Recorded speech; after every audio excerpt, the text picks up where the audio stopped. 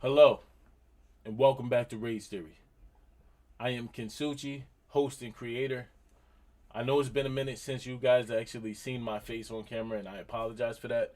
Honestly, I spent a long time learning, behind the scenes of all this YouTube stuff since I am a new channel, and I definitely want to be kicking more content when I can.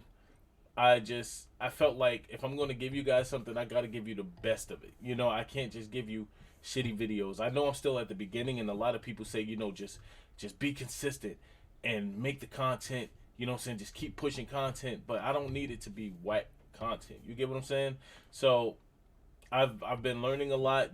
As you guys may know, there's actually a team in Rage Theory. It's not just me. Unfortunately, due to all the COVID restrictions and everything like that, we're not able to get together and really do this stuff. So right now, I'm taking the time to really learning how, like, say, companies like IGN and channels like IGN and stuff like that really get their people across to be able to do, multi video streams and everything. Once I fully learn this process, then we're going to be back with the podcast. I promise you that. The podcast is coming back this year. So in the meantime, I actually want to talk to you guys about Microsoft. It's been a big week for Microsoft, and those of you who are fans of Rage Theory, who sat here and followed us, y'all know I, Kinsuchi, the PS gamer, you know where I stand, right? But let me give you this news, like, unbiased and everything. So I let a few days go by just so I could gather information because, being a PS fan, I'm only on one side of things. You know what I'm saying? So I had to go and do my research before I could actually come and talk to you guys about everything that's been going on. So now I've done that. We're here. So let's get this out the way. Microsoft bought Activision Blizzard for $68.7 billion. That's a lot of money. That's actually the highest acquisition in all of media history. Like, nobody expected this. It came out of the blue on the first month of 2022.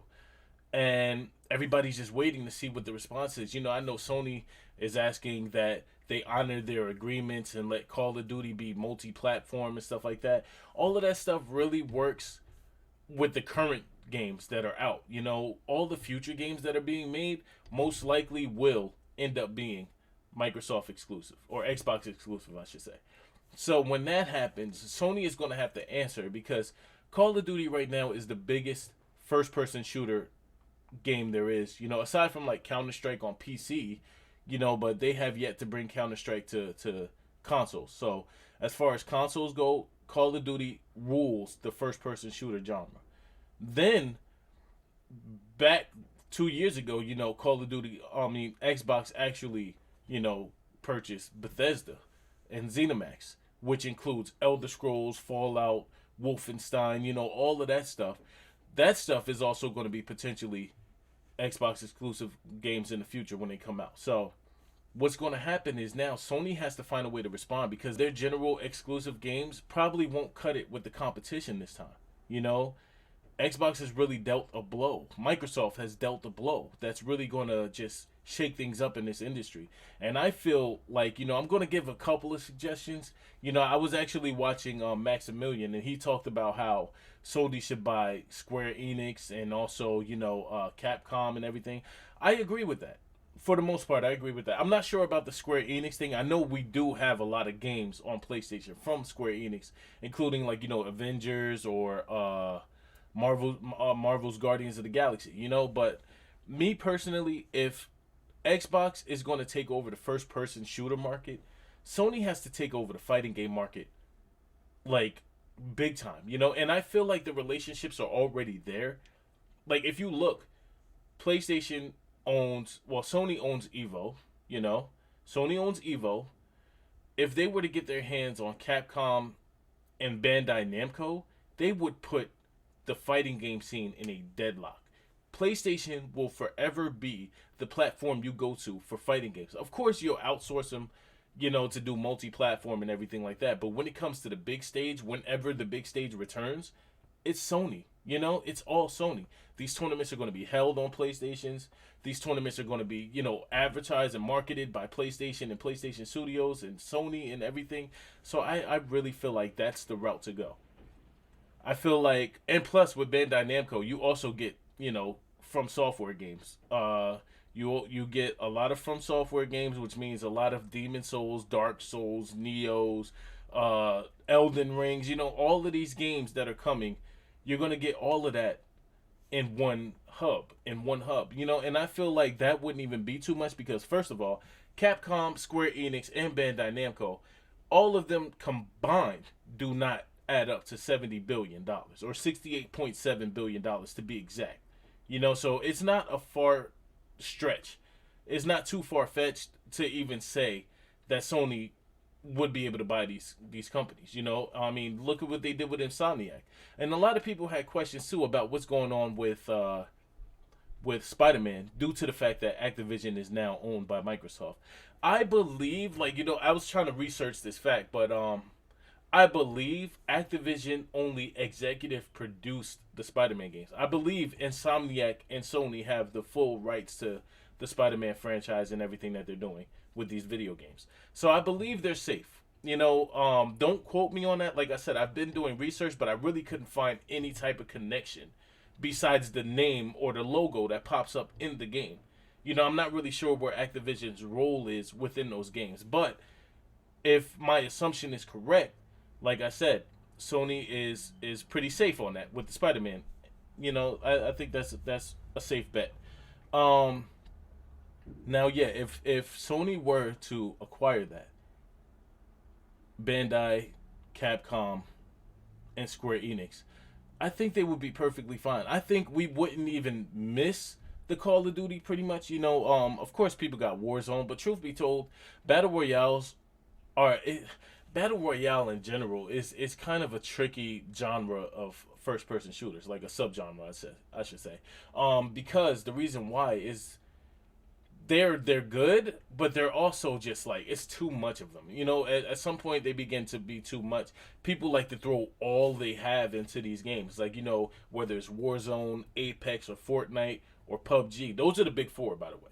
But then the battle royale genre is stretching to the point where there's a lot of other things, like there's new fighting game versions or variations of these battle royales. But I think that could actually be the future of FPS anyway. Everybody for themselves. Of course, they have like little team modes and everything. But if you really want to get good at a FPS, a battle royale is your way, because that'll tell you if you're the best out of a game full of 100 people. And in the future, they might increase that number. Truth be told, just like they've done with like Battlefield games, how they've been pushing these big war lobbies. They've been pressing those numbers. It went from I think 32 to 64 to 120. You know what I'm saying? Like it's getting crazy. It's getting crazy. So I could see that happening with the battle royale route too.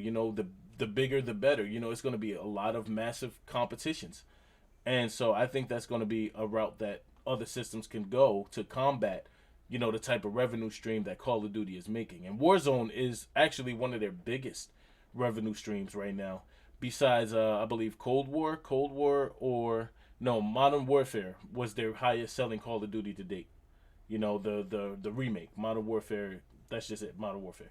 So, I think to combat that type of level, because Call of Duty used to have competition with Battlefield, but as you see, Battlefield has been declining lately, and with this new game, it just felt so out of place. Like, I feel like with Battlefield, EA really has to go back to like Battlefield 4 or Battlefield 3, like at the height of the series, in order to compete with what Call of Duty is doing now. So that's just my take on that. I'm pretty sure you guys might have, different outtakes on it, but I really feel like the fighting game scene will be Sony's answer, as well as the rumors that we've been hearing about, backwards compatibility and everything. Like, some people said they saw that PS3 games were inside the PlayStation Store. I believe it was Dead or Alive. They saw that in the PlayStation Store, which means Sony could be working on something behind the scenes. But we don't know. This is stuff that we don't know for sure yet. So we have to wait and see when all the news come out officially. There's also been rumbles about the reason why Microsoft made this big transaction. They feel like Sony is about to make a super power play. Once again, these are rumors. We don't know for sure. So once we know, then we could really talk about that. Until then, I hope you guys taking the information that you heard today. You know, maybe you learned something, maybe you didn't. You could go back and research just to, fact check stuff. Like I said, everything that I predict could happen is Sony's right move. If they don't do that, then I don't know. I really feel like the best way to combat Microsoft's acquisition is to take over the fighting game scene. Maybe just move away from that shooter genre. Let the shooters be over there, except for the battle royales, and then let the fighting games be over here. I feel like that way, you're two industry giants taking on two different things. That way, you're not really competing. Like I said, it's us, the fan base, who's really toxic. The Microsoft is just trying to find a way to live inside of this industry. Everything they're doing is to try to compete with the people that have already been here. You got to remember, Sony was out years before Microsoft. As far as like the PlayStation goes, I believe it was PlayStation, then PlayStation 1. PlayStation, then PlayStation 2, and then the first Xbox. So they're technically a generation behind, but it all works out for the best, because the players get to experience so many different things and so many different avenues that they could, reach out and play to their heart's content. This video was mostly for the people who like to choose sides, because we are the problem, okay? Like, we are the problem. The reason why I like PlayStation over Xbox is honestly because of their exclusives. Their exclusives brought me over, and the games steadily kept me here. I had the last Xbox I owned was a 360, and I traded that for a PS3, and I never went back. So it's all about preference. So that's why I don't think there should be an actual console war, because we shouldn't even call it that.